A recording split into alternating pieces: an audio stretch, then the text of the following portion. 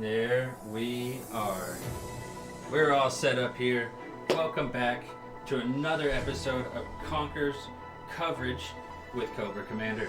Let's take a look at the map. It was a huge T-war.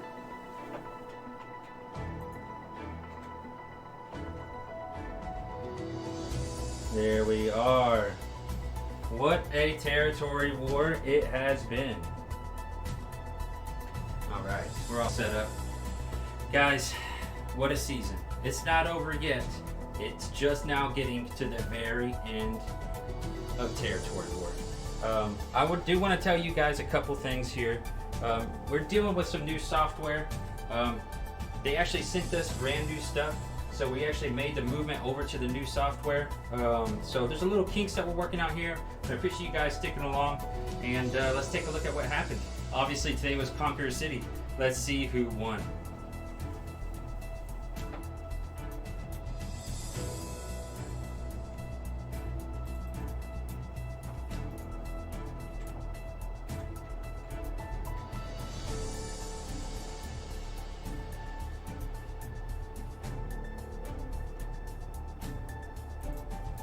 Alright, and I know there's some mic issues, but at least you guys can hear me. We'll figure it out. I do want to just go ahead and say, guys, congratulations to Forbidden City and Heavenly Kingdom for capturing Conqueror City in Season 3. Yes, the season's not over. Yes, it can still be captured by someone else, but it was still a fantastic fight. I tried to watch as closely as I can. Here's the information that I got. So, talking to some of the people who reached out to me and told me what exactly happened at the ground level, what transpired, what were the events. Well, apparently speaking, cohorts defended down to 30 seconds left on the clock. That's it, just 30 seconds. And they pushed in and managed to take it home. So congratulations, guys.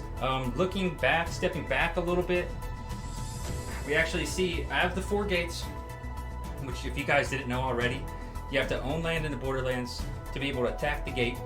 And in order to attack Conqueror City, you have to own a gate. So that's kind of the situation we're in now with those top alliances. Let's see who all owns the gate. We see a huge push coming down here. The 2 gates of the 4 are actually held by Heavenly Kingdom. One by Ico, one by Forbidden City. So that's half of the gates right there. I guess Forbidden City pushed up and was the first one there. That's why their 15 stack was in there first. I mean, looking back, my prediction last T-War was obviously going to be Defiance or Heavenly Kingdom, and here we are.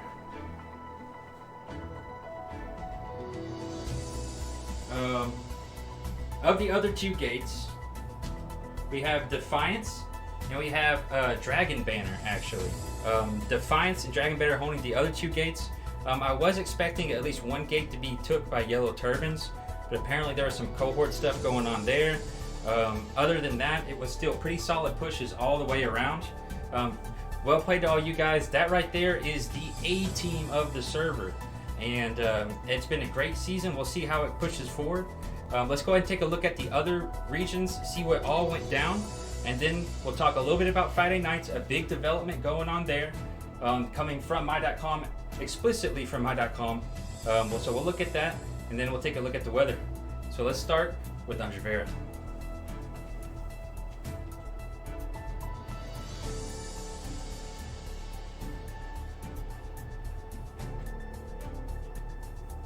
There we go. All right. And again, guys, we got new software. The software is just going to be getting better and better as time goes along. The production quality will go up and up and up. Thank you all so much for sticking through all this. Let's look at Anjavera. So here we are, Anjavera, the land underneath Osteria, generally the 2nd most populated region in the game, excluding Borderlands, of course. We see over here, we actually see Rising Fury forces expanding for the first time in quite some time. With Yellow Turbans out of the region, we see a lot of different things happening. We see Blacklisted here in the Salty Bar Valley and in the Southwest Valley still, holding on strong. we see Noodleheads actually pushed all the way to the west, owning all of the western frontier, and even some of this valley here. The old valley here where iron actually used to be at. And of course the Felovak region is still held strong by the Iron Order. So good job to those guys. A little bit of fighting here in the northeast, but as far as it all goes, Unjavera was pretty straightforward. The existing alliances that were there expanded and otherwise held their ground. Let's take a look at Austeria.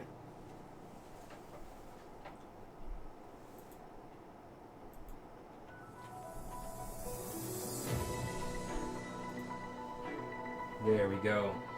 Austeria. Well, I say it every territory war. This is where most of the new players come. They see Austeria, they see the big city. This is where they generally click first.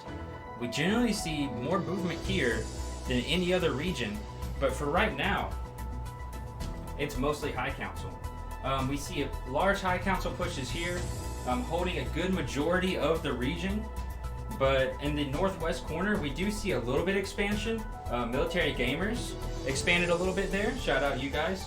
In the northeast corner, we see Thoys along this area here.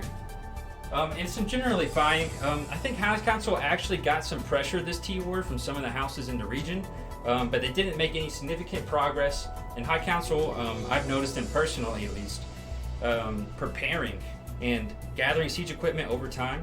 So obviously that kind of preparation held, and it paid out for them. So good job to you guys. Good job to everybody in Austeria. Let's take a look what happened in the southeast region.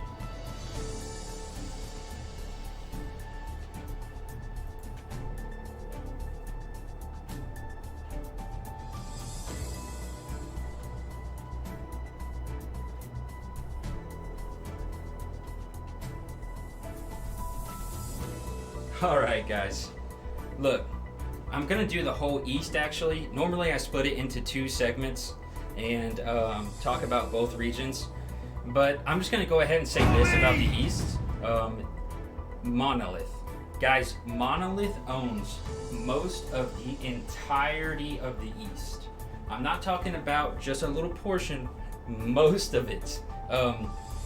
It's pretty crazy. I haven't seen an alliance own that much of the east in a very, very long time. Very long time. So well played to you guys. That takes a concerted effort. Of course, we see Ad Victorium up here holding their ground, fighting quite a bit of forces. But with Ragnarok pushing in here as well, we do see them push back a little bit, but it was not enough. Beskar Knights into the southwest did have some conflicts. I did get sent some stuff by Beskar Knights. Apparently, there was some trickery about people coming in and out of fights and not actually initiating the fight. We don't try to get too much into the drama. As you guys know, we just try to stick to the facts. And as of right now, well, Monolith owns most of the region. So here we are, almost all of it. I actually see that Ming left the region. Well, yeah, Ming specifically, and went into the borderlands. So without the Ming force here, you see Monolith just rapidly expand. I don't believe they were at war anyways, but still, that's one less power in the region. That's even more land up for grabs. So anyways, that brings us to the borderlands. Let's see where Ming went, and let's see how the borderlands was divided in Season 3 Conqueror City.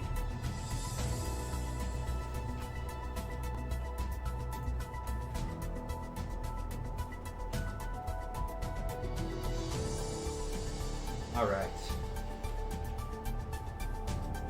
Attack at will! All right, again, thank you guys so much for all the support. We'll get to all that right after this, and my mic is having issues, but it's brand new software. We're working through it all. Thank you all so much.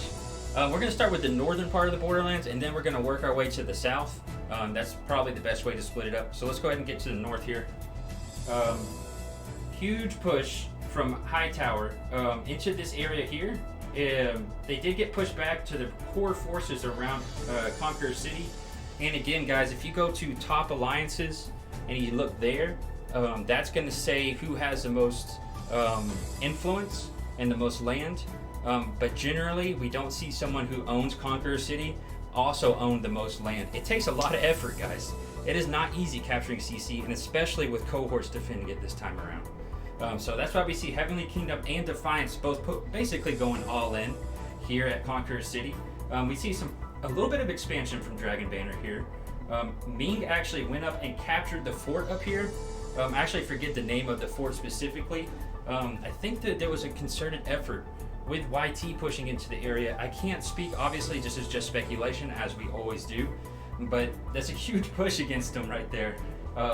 Yellow Turbans coming from the south, capturing huge swaths of land into the northern borderlands, and we can see all the conflict just exploding in this area. Huge fights all across the board for every single gate, almost every single feat lit up. Insane fights, guys. Let's take a look at the southern borderlands, see what was going on down there.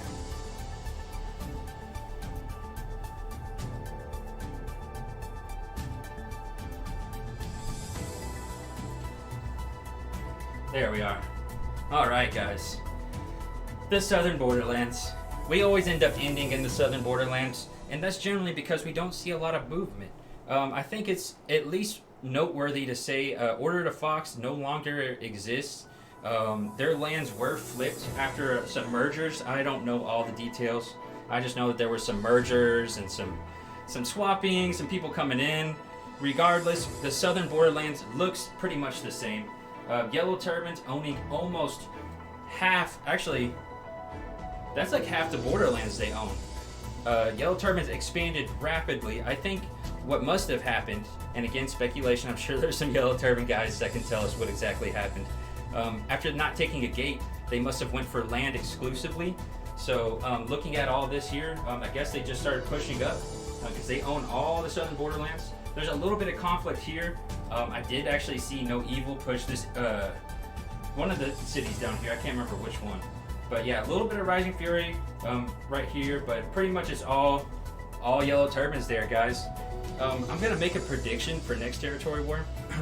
I think we'll see some of the gates get pushed around. But you have to remember the requirements for attacking CC is high influence, and that continues forward. I think we have 2 more territory wars of Conqueror City, maybe just 1. Don't quote me, maybe it's just 1. I'm sure somebody in the chat knows. But if somebody doesn't come and actually push, we'll see new contestants go for Conqueror City. You can't just own a gate, you have to have influence too. It requires more. So that's what we'll see. Shout out to everyone who came out tonight. This is the community. It was another great season. It's not over yet. We at least got 1 more ahead of us. Let's take a look at what's going on with Friday night fights and take a look at the weather. Thank you all so much for tuning in to Cobra's Conqueror's coverage of the special Conqueror City edition. Thank you, guys.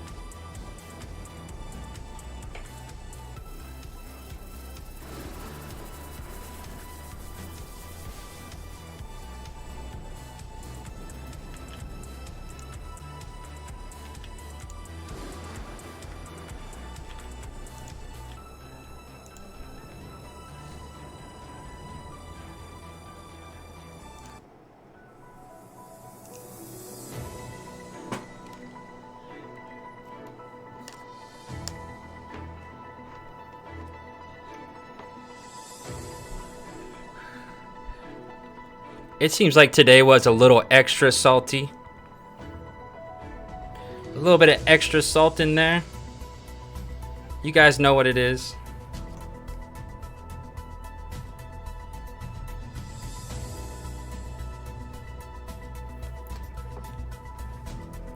Of course.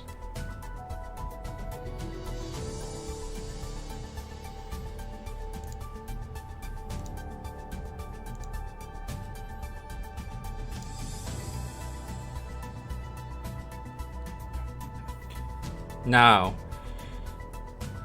let me go ahead and tell you guys a little bit more about Friday Night Fights and, of course, Twitch Prime. Thank you all so much for tuning in. What a great news segment. What a great community. Friday Night Fights actually has been officially postponed. The devs have stated that the private server is to be pushed back to the launch of next season. Not the greatest news, but it gives you time to get that 15-20 stack ready to go.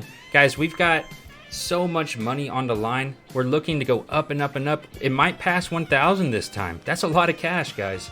Get your forces together. And of course, subscribe with Twitch Prime, which you can do for free with Amazon Prime.